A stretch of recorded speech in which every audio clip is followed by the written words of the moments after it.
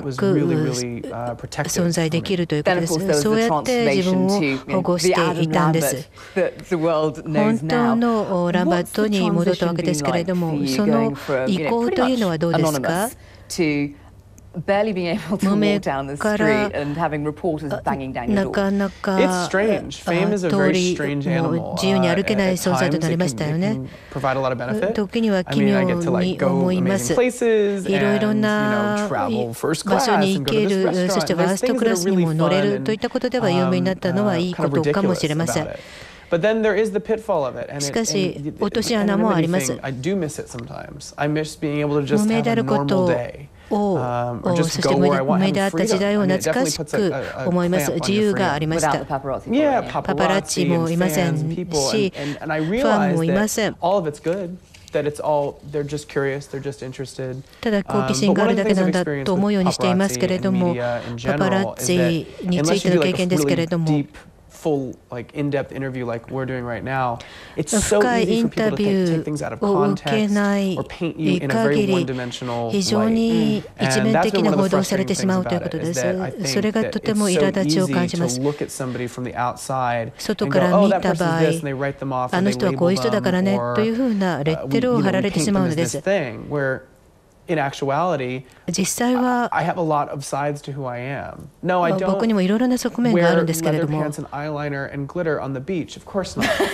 Of course I don't. ビーチではアイラインも引きませんし。Shorts and flip-flops. Lambert in flip-flops? Like, yeah, I'm a person, you know. ビーチサンダルやショーツを履いたら変って思う人もいるかもしれません。そこが僕にとってはかえって奇妙なんです。そういうイメージを作り上げてしまっていて、一面的なイメージができてしまいます。他に変えちゃいけないというふうになっています。みんなは僕を変なゲイの歌手と見たいのかもしれません。実際は普通の男の子で T シャツにジーンズという学校でもあります。ワインも飲みますし、普通のこともするんです。ステージ上、そしてビデオを撮影しているときには少し変わった格好をするかもしれません。でもそれはパフォーマンスのためなんです。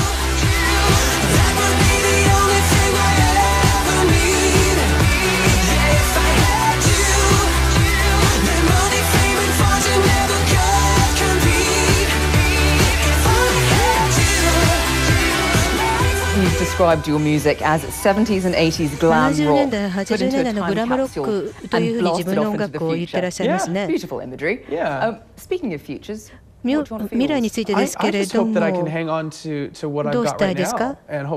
今の状態が続いて、そしてさらに成長していきたいと思います。毎晩ツアーをできるということは非常に幸運ですし、ファンは楽しんでくれていますし、この状態を続けたいですね。それから落ちていくのはとても簡単なことです。この状態を続けたいです。お会いできて光栄でした。ありがとうございました。Talk Asia in association with UPS. Put the new logistics to work for you.